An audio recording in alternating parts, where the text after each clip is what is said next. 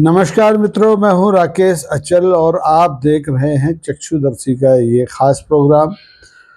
कार्यक्रम शुरू करने से पहले एक निवेदन कर लेता हूं कि अगर आप पहली बार चक्षुदर्शी देख रहे हैं तो कृपया इसे सब्सक्राइब कर लीजिए ताकि हमारा आपका जो संपर्क है वो स्थायी हो सके। वीडियो देखने के बाद अगर आपको वीडियो अच्छा लगता है तो इसे शेयर कीजिए, लाइक कीजिए और अपनी प्रतिक्रिया ज़रूर दीजिए। प्रतिक्रिया हमारे लिए बहुत महत्वपूर्ण है।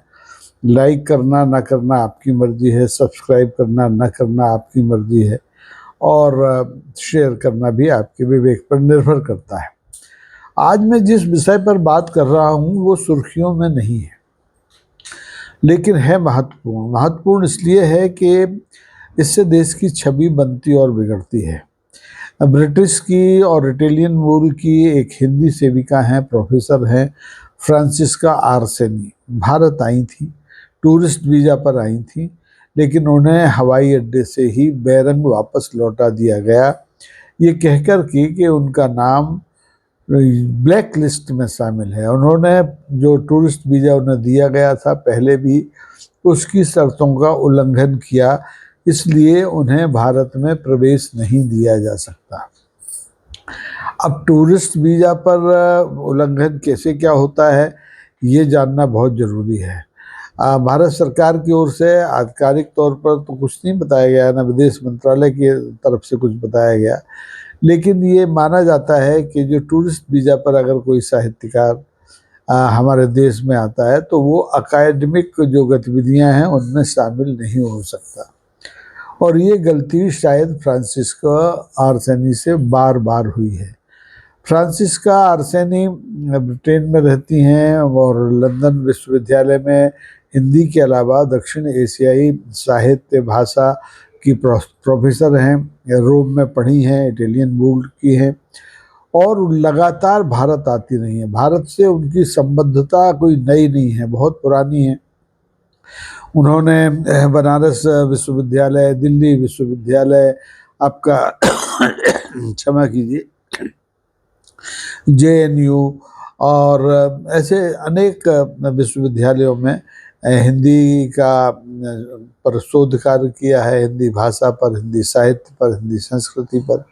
उनकी देख रेख में तमाम छात्रों ने डॉक्टर ऑफ फिलॉसफी की उपाधि भी हासिल की है और उनका जो काम है बहुभाषिकता पर है। हिंदुस्तान में जो बहुभाषिकता है संस्कृति की, भाषा की, उस पर फ्रांसिस्का आर्सेनी का बहुत महत्वपूर्ण काम है। उनका बहुत सम्मान भी किया जाता है और वो लगातार आती रही हैं भारत में के इन तमाम शहरों में। बनारस गई हैं, दिल्ली गई हैं और आपके JNU में तो वो रही हैं, यहाँ उनके बहुत से मित्र हैं। और जब वो आती हैं तो लोग उनकी उपस्थिति का लाभ लेकर के इस तरह के एकेडमिक कार्यक्रम करते हैं, लेकिन भारत सरकार को, हमारे विदेश मंत्रालय को ये शायद मंजूर नहीं है और उन्होंने मान लिया है कि फ्रांसिस्का आर्सेनी लगातार वीज़ा की शर्तों का उल्लंघन करती आई हैं, इसलिए उनको प्रवेश देना मुमकिन नहीं है। अब वो बेचारी, उन्हें जब वो विमान में बैठी थी और जब उन्हें टिकट दिया था तब तो उन्हें किसी ने रोका नहीं, लेकिन दिल्ली के अंतर्राष्ट्रीय इंदिरा गांधी हवाई अड्डे से उनको बैरंग कर दिया गया। उनसे कहा गया कि नहीं, आपका प्रवेश संभव नहीं है। उन्होंने अपने पति को बताई, सूचना दी, पति ने भी कोशिश की लेकिन कुछ हुआ नहीं। भारत के मित्र भी उनकी कोई मदद नहीं कर पाए। हालांकि उनके पास 5 साल का वीज़ा है, वो आ सकती हैं। तो ये समझ से परे है कि एक हिंदी साहित्य सेवी को जो हिंदुस्तान के बाहर आपकी भाषा का, आपकी संस्कृति का, आपके साहित्य का प्रचार कर रहा है, उस पर शोध कर रहा है, लोगों को पढ़ा रहा है, उसे भारत में प्रवेश देने में क्या अड़चन है। मैं तो कहता हूँ कि अगर वीज़ा नियम इस में आड़े आते हैं कि टूरिस्ट वीज़ा पर कोई आया है और वो एकेडमिक गतिविधियों में भाग लेता है तो उनको शिथिल कर देना चाहिए, क्योंकि ये हिंदी के प्रसार प्रचार, हिंदी साहित्य के प्रचार प्रचार, हिंदुस्तान की सांस्कृतिक बहुभाषिकता के प्रचार प्रसार की सबसे बड़ी बाधा है। लेकिन संकट यह है कि हमारे यहाँ हिंदूवादी सरकार है, हिंदीवादी सरकार है, लेकिन वो इस तरफ ध्यान नहीं देना चाहती, शायद इसलिए कि फ्रांसिस्का आर्सेनी का संबंध रोम से है। रोम माने इटली, इटली माने हमारी कांग्रेस की जो बड़े वरिष्ठ नेता हैं श्रीमती सोनिया गांधी का मायका। तो इटली के नाम से भारत की सरकार को शायद हो सकता है अड़चन हो, और इसलिए ही फ्रांसिस्का आर्सेनी को रोक दिया गया हो। फ्रांसिस्का आर्सेनी सिर्फ हिंदी में नहीं जानती, हिंदी के अलावा उर्दू में उनका काम है, उनका ये जो भोजपुरी है उस पर काम है, और कई हिंदुस्तान की कई भाषाओं पर उनका काम है। और अक्सर वो इस देश में आती रही हैं, बरसों से आती रही हैं। उनका जो हिंदुस्तान से लगाव है वो जग जाहिर है, सरकार भी जानती है, लेकिन सरकार के कानून है, सरकार उन्हें शिथिल नहीं करना चाहती। सरकार दूसरे मामलों में शिथिल कर देती है अपने वीजा नियम, लेकिन एक साहित्यकार को भारत में प्रवेश देने में उसे आपत्ति है। भारत में जो हिंदी के और दूसरी भाषाओं के जो साहित्यकार हैं, उन्होंने सरकार की इस कार्रवाई को असुरक्षित और पैरानॉइड कदम बताया है। अब ये पैरानॉइड कदम है या नहीं है, ये तो सरकार जाने, लेकिन फ्रांसिस्का आर्सेनी भारी मन से हिंदुस्तान की धरती पर आकर भी हिंदुस्तान में प्रवेश नहीं कर पाई और वापस अपने देश लौट गई। अब इस गतिविधि के लिए, इस एक्शन के लिए भारत की सरकार या भारत का विदेश मंत्रालय या भारत का संस्कृति मंत्रालय खेद प्रकट नहीं कर रहा है। न वो फ्रांसिस्का आर्सेनी से क्षमा मांगेगा, लेकिन एक हिंदी से भी होने के नाते, एक हिंदुस्तानी होने के नाते हम तमाम लोगों को इस बात का क्षोभ है कि फ्रांसिस्का आर्सेनी को भारत में प्रवेश नहीं दिया गया। टूरिस्ट वीज़ा पर भी अगर कोई आता है तो भारत कोई राष्ट्र विरोधी गतिविधि कर रहा हो तो उसे ब्लैक लिस्ट करने का तो औचित्य समझ में आता है, लेकिन अगर वो साहित्यिक सांस्कृतिक गतिविधियों में, एकेडमिक गतिविधियों में शामिल होता है तो उसका प्रवेश रोके जाने का कोई औचित्य समझ से परे है। अब फ्रांसिस्का आर्सेनी कोई पहली साहित्यकार नहीं है जिन्हें भारत में वीजा नियमों के उल्लंघन की वजह से या दूसरे कारणों से रोका गया हो।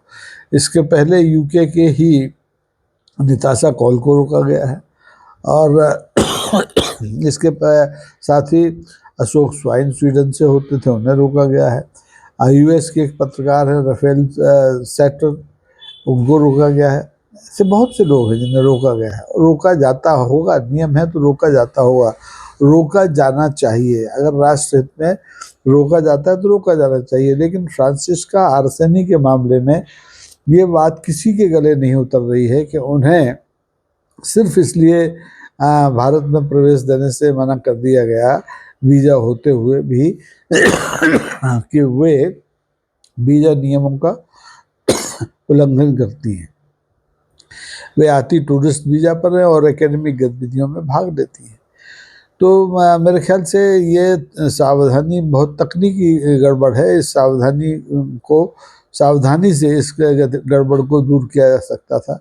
इसमें हो सकता है फ्रांसिस्का आर्सेनी की भी गलती रही हो, और अगर उनकी गलती रही थी तो उसे सुधारने में भारत सरकार अगर सौजन्यतापूर्वक सहयोग करती तो मेरे ख्याल से ज़्यादा बेटर होता, और ये हिंदी साहित्य के, हिंदी संस्कृति के, हिंदी भाषा के विकास में, प्रसार में उनके योगदान को देखते हुए, फ्रांसिस्का आर्सेनी के योगदान को देखते हुए ये शिथिलता बरती जानी चाहिए थी।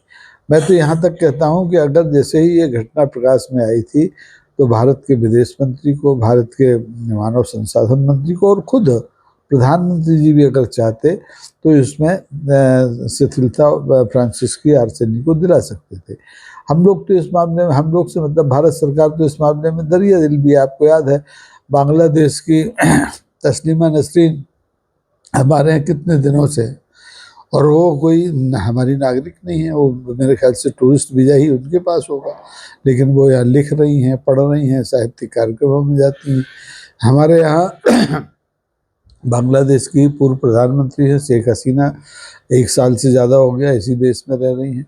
तो जब इन लोगों के भारत में रहने से भारत की एकता, संप्रभुता, अखंडता को कोई फर्क नहीं पड़ता, तो एक जो प्रोफेसर है, हिंदी की प्रोफेसर है, दक्षिण एशियाई साहित्य, संस्कृति, भाषा की प्रोफेसर है, फ्रांसिस्का आर सेनी, उसके भारत में प्रवेश देने से क्या आपत्ति आखिर हो सकती है।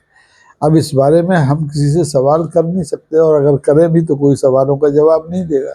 लेकिन ये बहुत ज़रूरी है कि हमें इस मुद्दे पर भारत सरकार का ध्यान आकर्षित करना चाहिए। और फ्रांसिस्का आर्सेनी तो एक उदाहरण हो गई। भविष्य में इस तरह की जो घटनाएं हैं दूसरे हिंदी सेवियों के साथ ना हो, क्योंकि हिंदी की सेवा करने वाले लोग अब केवल हिंदुस्तान में नहीं हैं, चीन में भी हैं, जापान में भी हैं, अमेरिका में भी हैं, इंग्लैंड में भी हैं, मैं तो कहता हूँ दक्षिण अफ्रीकी देशों में भी हैं। तो इन सबको जब तक हमसे मतलब भारत सरकार, भारत की हिंदी से भी सौजन्यता, प्रेम और स्नेह नहीं देंगे, तब तक बात बनेगी नहीं। अगर फ्रांसिस्का आर्सेनी को बहरीन लौटाया जाएगा हवाई अड्डे से, तो ये उनका अपमान नहीं है, ये पूरे हिंदी जगत का अपमान है, दुनिया के हिंदी जगत का अपमान है। और इस अपमान के लिए खेद प्रकट किया जाना चाहिए सरकार की ओर से। और अगर संभव हो तो फ्रांसिस्का आर्सेनी को कोई ऐसा वीज़ा देना चाहिए कि वो भारत में आकर के साहित्यिक, सांस्कृतिक गतिविधियों में हिस्सा ले सकें और उनके भारत प्रवेश में कोई बाधा ना आए। अब वीज़ा नियम देखिए, कोई पत्थर की लकीर तो होते नहीं है, बदले जाते हैं। अभी हाल में ही अमेरिका ने, आपको याद है, H1B वीज़ा को लेकर के कितनी फीस बढ़ा दी थी, लेकिन अब उन्होंने उसमें तब्दीली कर ली, संशोधन कर ली, जब उनको समझ में आया कि इससे उनके देश को भी नुकसान है और उनके मित्र देश के लोगों को भी नुकसान है। तो इसकी समीक्षा की जानी चाहिए।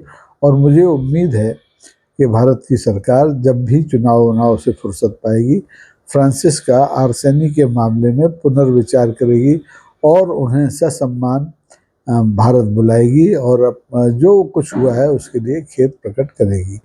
अब ये सिर्फ उम्मीद की जा सकती है, करेगी या नहीं करेगी ये कहना मुश्किल है। तो इस विषय पर, चूंकि ये राजनीतिक विषय नहीं है, ये सनसनीखेज विषय नहीं है, इसमें अपराध नहीं है, इसमें कोई सुर्खी नहीं है, इसलिए एक शुष्क विषय हो सकता है। लेकिन मुझे उम्मीद है कि चक्षुदर्शी के जो दर्शक हैं इस शुष्क विषय पर भी चिंतन मनन करेंगे, अपनी प्रतिक्रिया देंगे और फ्रांसिस्का आर्सेनी के साथ हुए जो व्यवहार है उसके लिए अपनी चिंता से भारत सरकार को अवगत कराएंगे। आज के लिए बस इतना ही। देखते रहिए चक्षुदर्शी, शेयर करते रहिए, लाइक करते रहिए, प्रतिक्रिया देते रहिए और संभव हो तो सब्सक्राइब भी करते रहिए। धन्यवाद। जय हिंद।